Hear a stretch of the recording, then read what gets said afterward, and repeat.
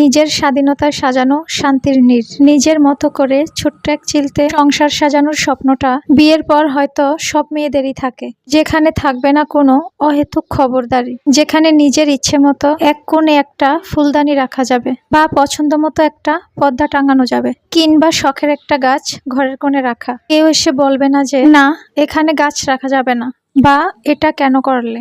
এই যে ছোট ছোট বিষয়ে বাধা না পাওয়া, নিজের ইচ্ছে মতো ঘরের কোনো জিনিস একটু এদিক সেদিক করা, এই স্বাধীনতাটুকুই আমাদের মতো বিবাহিত মেয়েদের কাছে অনেক দামি। জানো তো, ভাগ্যক্রমে একটু দেরিতে হলেও সেই স্বাধীনতাটুকু এখন আমি পেয়েছি। আর এই ভালো লাগাটুকু পাওয়ার পেছনেও অনেক ভালো মন্দ মেশানো গল্প আছে। আসলে আমাদের প্রত্যেকের জীবনে প্রতিটা ভালো সময়ের পেছনে এমন কিছু খারাপ দিনের স্মৃতি থাকে, আবার কিছু ভালো গল্পও থাকে। আমার ক্ষেত্রেও তাই।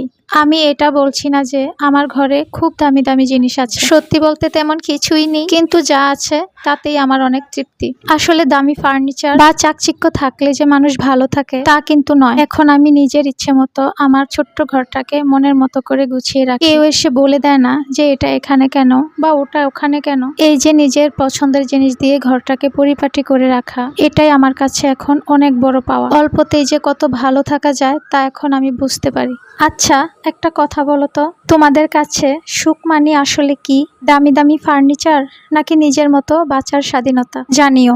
আজ তবে এ পর্যন্তই। সবাই ভালো থাকো।